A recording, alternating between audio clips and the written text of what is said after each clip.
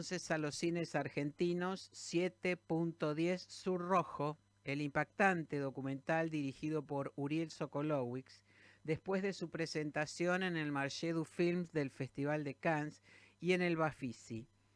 7.10 Sur Rojo, ese es el título, es una producción de Aleph Media y la Fundación Norma y Leo Bertein, con la coproducción de Club Media y el apoyo de la Fundación Taeda y Arco Libre.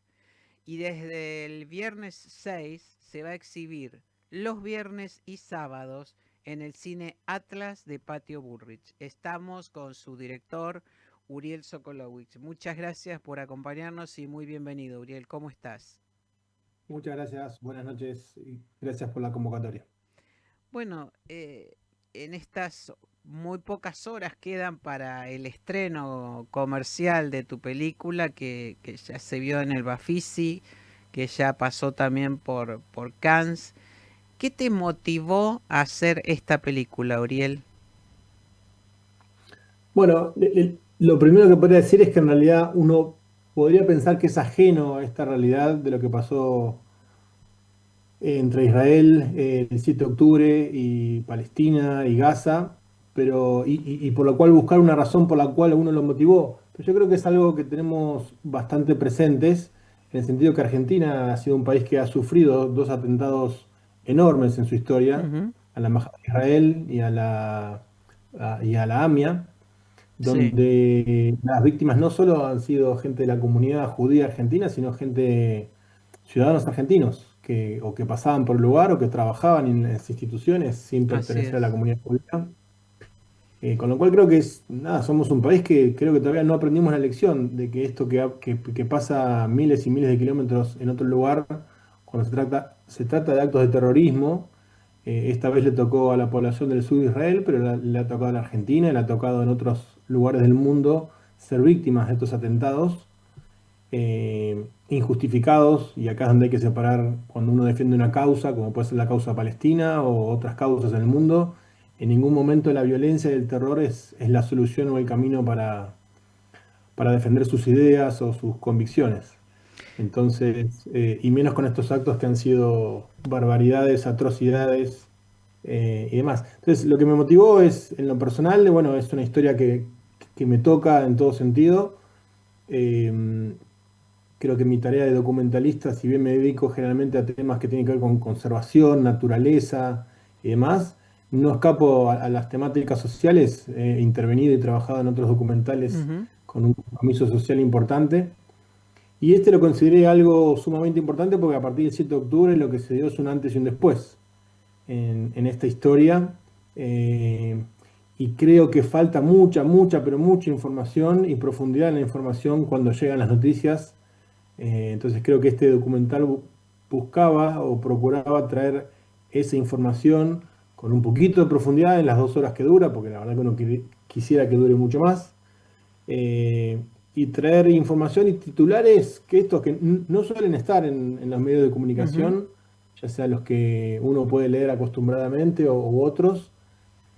Y bueno, la intención de esto es traer un poquito de luz a un conflicto que es súper complejo, que hay muchas y muchas capas donde se puede empezar a levantar y a ver qué ocurre, por qué ocurre, quién es quién, cuándo se originaron los primeros enfrentamientos, cuál es la historia del Estado de Israel como tal, cuál es la historia de Hamás, de dónde viene cada uno. Bueno, hay un sinfín de cosas y el documental lo que tiene es un enfoque que creo que me parece lo interesante, que es que le da un enfoque argentino y latinoamericano, porque muchas de las víctimas que ocurrieron el 7 de octubre fueron víctimas latinoamericanas, que o Ujú. bien vivían en Israel porque habían emigrado, o bien circunstancialmente estaban en Israel o en el festival de música como fue el Festival de Nova, o trabajaban temporalmente en alguna comunidad. Y como sabrán, o los que no, hay más de 19 nacionalidades de víctimas del mundo, Ujú. digamos. De vuelta, Solo en ese día, en ese atentado. Este, cuando uno piensa que fue un atentado contra Israel, contra la comunidad judía de Israel, bueno, evidentemente eso no fue porque si no, no tendríamos tantas víctimas de distintas nacionalidades. A nadie se le preguntó cuál era su religión, qué es lo que pensaban, qué ideales defendían. sino simplemente se los eliminaba, se los tomaba de rehenes, se los decapitaba, se los violaba. Entonces lo que se buscó como objetivo era otro. Bueno, un poco esto es la motivación personal, traer un Ujú. poquito de luz y que vea el documental, por más que tenga convicciones profundas sobre lo que tenga, se le abra un poco la cabeza y empieza a ver matices a las posiciones que cada Ujú. uno puede tener. Bueno, debo decir que a mí mucho de esto que vos estás describiendo me ocurrió. Me enteré al verlo, me enteré de aspectos de cómo se formó el Estado de Israel e incluso cuestiones sobre la propia Palestina que desconocía totalmente. Y bueno, en ese sentido es muy ilustrativo y me parece que es un aporte muy interesante para salir del cliché, ¿no es cierto? La culpa la tienen los palestinos, la culpa no, la razón la tienen los israelíes. Me parece que eso es como poner en un, si me disculpas el término, ¿no? Poner en un River Boca un tema que evidentemente es mucho más profundo y que además en el documental mismo hay un momento en que alguien reflexiona sobre el intercambio que hubo hasta no hace mucho tiempo entre los ciudadanos de ambos lugares. Sí, Colaboración, ¿no es cierto? Entonces esto también es muy llamativo, sobre todo para los que vivimos, como vos decís, ¿no? En un lugar del mundo que nos parece ajeno todo esto y sin embargo lo tenemos tan cerca, ¿no? Ahora, sí, sí. sí. No, como decís, hay muchos datos que la gente desconoce. Ujú. La población de Israel, de más de 2 millones de personas, son árabes. O sea, el 20% de la población que vive en Israel y son ciudadanos israelíes son árabes. Algunos son árabes palestinos y otros de otros orígenes. Una población de 20.000 gazatíes entraba a diario a trabajar a Israel, hasta el 7 de octubre, obviamente, luego eso se cortó. Y esta población de Israel del sur era justamente la que más trabajaba en pos de una solución de dos estados, en un reconocimiento del pueblo palestino por tener su propio país, sus condiciones de salud, sus condiciones de higiene, de desarrollo, y que es al revés, que Hamas, quien está desde el 2006 en Gaza gobernando, es quien no se ocupa de su población. Ujú. Hay gente que fue decapitada, quemada viva, que eran quienes llevaban a los palestinos a los hospitales a sus tratamientos.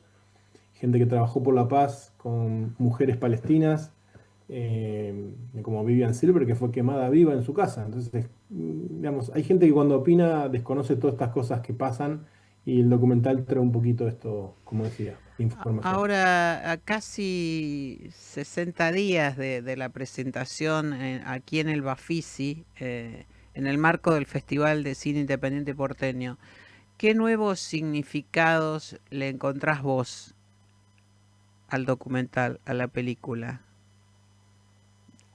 ¿Se te resignificaron algunas cosas? Digo, a partir del contacto con el público, de estas experiencias. Bueno, sí, en varias situaciones puedo decir que sí. Primero que tras terminar el documental, yo sigo por lo menos informándome a diario, es un tema que sigue evidentemente todos los días o con Mm. semanas o tras meses con noticias. De hecho, hay 59, perdón, 58 rehenes que continúan ahí. Cuando terminamos el documental había 59, solo uno fue liberado. Constantemente hay nuevas informaciones y idas y venidas sobre el conflicto. Y con quien me encuentro, a veces con buenas charlas, a veces con posiciones más encontradas, pero generalmente el que ve el documental primero, el que no opina sin ver el documental, el que ve el documental entiende que, digamos, que esto, que es un lugar donde se abre un diálogo y se abre información que desconocían, y mucha gente lo que pide y solicita es que el documental, más allá de su circuito de festivales que va a recorrer, o más allá de circuito de sala de cine convencional o tradicional, que sea un documental que pueda estar en ámbitos educativos, formativos, fuera de la comunidad o del circuito comunitario. Por ejemplo, ayer hubo una función benéfica donde el público era comunitario o extracomunitario y fueron gente del ámbito judicial, que nada, que siguieron las noticias con los titulares de diarios y demás, pero nunca se metieron a ver 2 horas de información, 2 horas de lo que pasó el 7 de octubre, 2 horas que incluyen la previa del 7 de octubre y las consecuencias que hubo no solo en la región, sino en distintos lugares del mundo con el antisemitismo.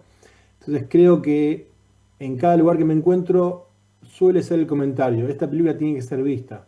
Ujú. De vuelta, fuera del circuito de festivales, fuera del circuito de sala de cine, que es un público reducido. Entonces estamos trabajando en eso, en tratar de que esta película llegue a más personas. Y mientras llegue a más personas con desconocimiento, mejor aún. Ujú. Sí, sin duda. Ahora, ¿tuviste en algún momento la idea o la tentación, si querés, de convertirlo en una serie, ese material? Ahora que se habla tanto de las series, las plataformas, bueno, quizás todavía está abierta esa posibilidad, no sé, te pregunto. Sí, siempre como cuando hablamos de un producto audiovisual, el formato en el que uno lo hace se adapta, bueno, a quién lo solicitó o los recursos que uno tiene. Lo que sí uno encontró que esta temática, 2 horas que parecen ser mucho, terminan siendo poco. Mm, Cuando uno abarca un tema, vos que has visto el documental, nosotros usamos el recurso de placas informativas porque constantemente cuando alguien menciona una palabra, ya esa palabra capaz que ese término es desconocido para la gente y hay que explicarlo. Obviamente, capaz que esa explicación venía con el testimonio de la persona, pero eran 2, 3 minutos más de desarrollo ujú, de esa persona. Vas sumando 8 o 10 testimonios y estás 40 minutos más.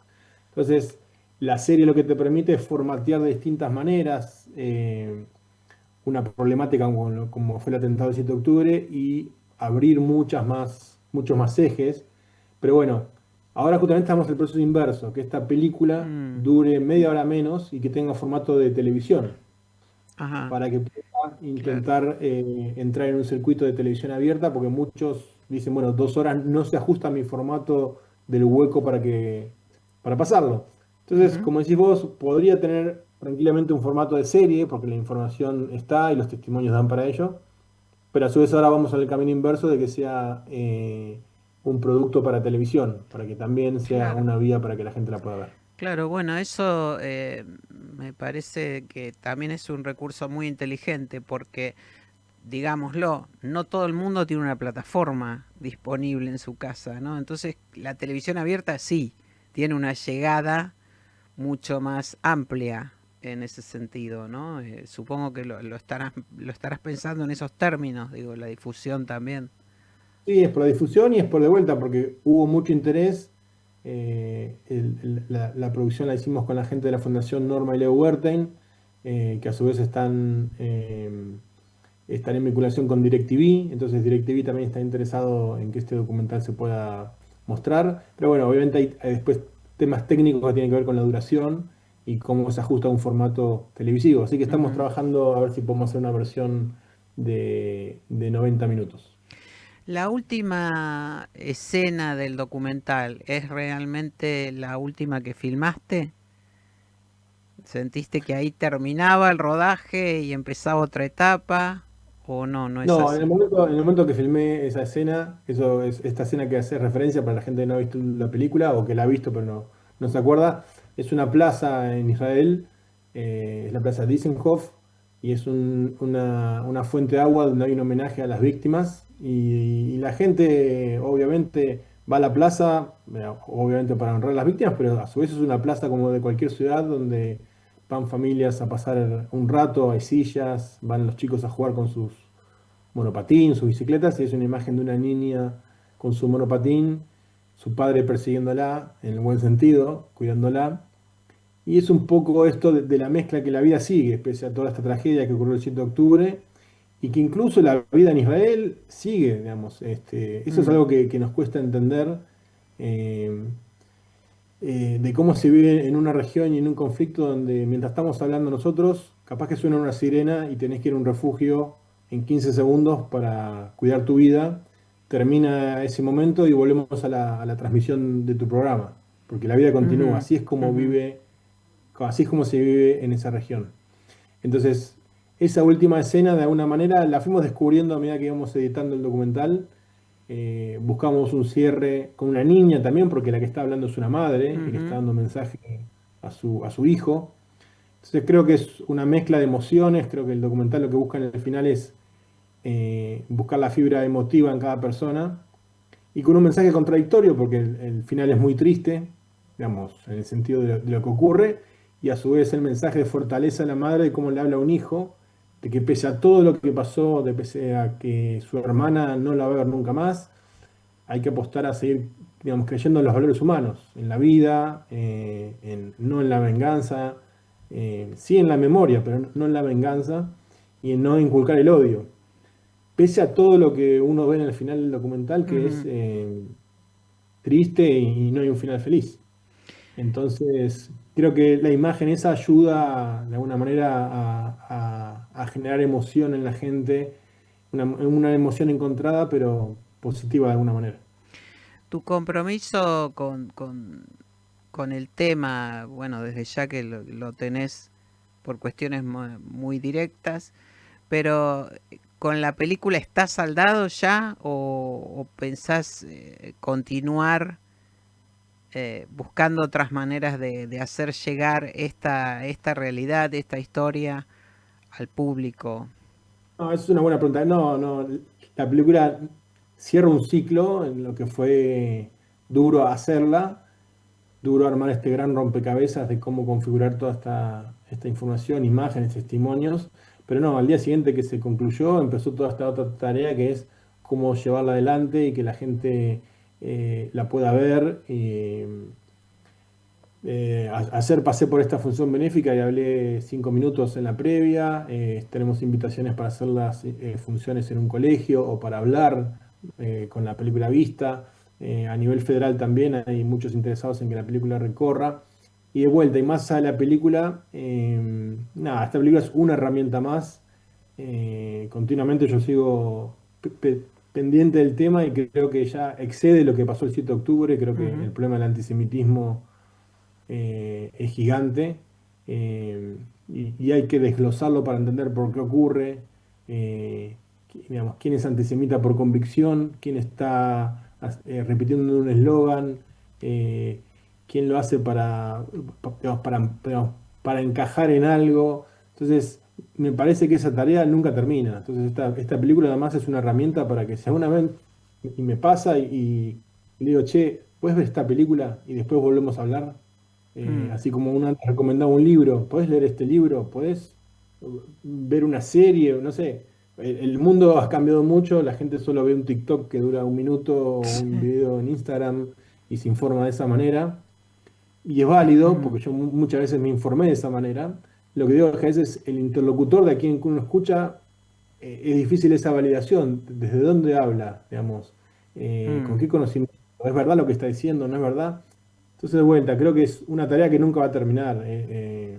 Y sobre todo el 7 de octubre, creo que lo que provocó, lamentablemente, es que, ojalá que me equivoque, que se necesiten varias generaciones para volver a un punto anterior al 7 de octubre, en donde ya sea el que sea antisemita vuelva a entender o vea razones equivocadas por lo cual tiene su postura, o la población israelí, o la población que ha sufrido esto y no es israelí, deje pasar tiempo para sanar y para confiar de vuelta en su vecino, confiar de vuelta en alguien que le dice que lo quiere destruir.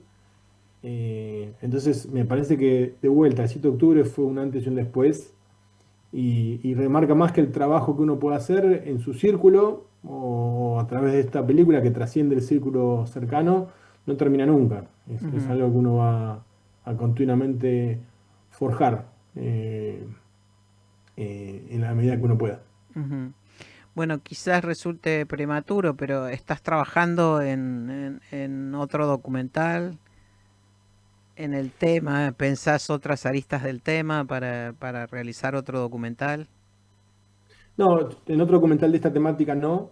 Eh, Me parece que el documental lo que tiene que sí necesita mucho es que se le dedique tiempo para, de Mm. vuelta, que tenga divulgación.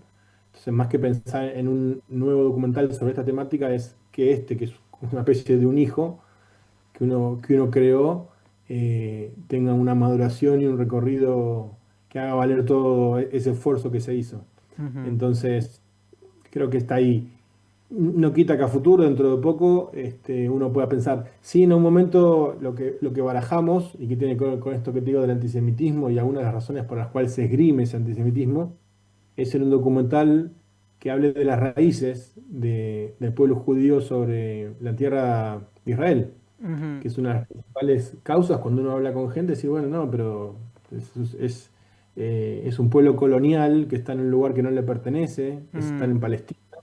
Y bueno, obviamente el documental, como ya sabes, explica esto, pero es un documental que netamente hable de este origen del pueblo hebreo en Israel, del pueblo judío, y que es con pruebas arqueológicas, pruebas irrefutables, pruebas, obviamente la Biblia lo dice, mm, documentos, canciones, eh, los templos construidos, o sea, si ya nos remitimos a la ciencia, lo que es la arqueología y los estudios, hay pruebas, digamos, más que fehacientes de que es un pueblo que pertenece a ese territorio. Y ujú. eso no quita que los pueblos también tengan pertenencia ahí. Entonces justamente volvemos a lo mismo, es que cada pueblo Claro, pueda tener su estado o su representación, pero eso no significa eliminar al otro. Entonces, exactamente, entonces, exactamente. un documental que deje eso bien plasmado, sin hacer referencia al 7 de octubre, sin hacer referencia a un conflicto, pero el que lo quiera ver y con testimonios de arqueólogos, yo suelo trabajar mucho con arqueólogos acá en Argentina, arqueólogos que tienen que ver con otra temática, pero a raíz del documental sí hablé con arqueólogos de Israel y me pareció fascinante todo lo que han hecho, lo que hay, y que de vuelta la gente desconoce. Cuando dice, bueno, que en vez de haberse instalado en Israel, se hubiesen instalado en Australia o en la Patagonia Argentina, y decís, pero Sí. ¿cómo? O sea, si cada pueblo digamos, pertenece a la región donde se forjó, ¿por qué se tienen que ir a otro lugar? Entonces, bueno, creo que un documental de ese sí estamos trabajando a largo plazo, pero creo que sería muy interesante tenerlo.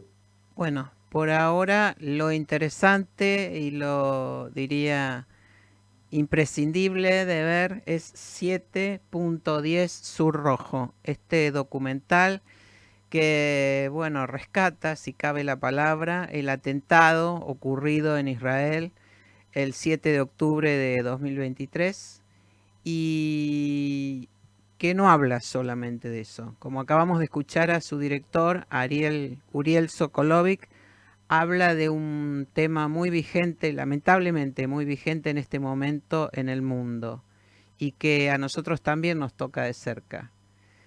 La violencia, la no comprensión del otro, ¿no? Del que tenemos enfrente, al lado, a un costado. Uriel, muchísimas gracias por este contacto y bueno, recordamos entonces que la película va a estar a partir del viernes 6, todos los viernes y domingos de junio en la sala Atlas del patio Bullrich, iniciando Así es. un periplo de presentaciones y festivales. Muchísimas gracias.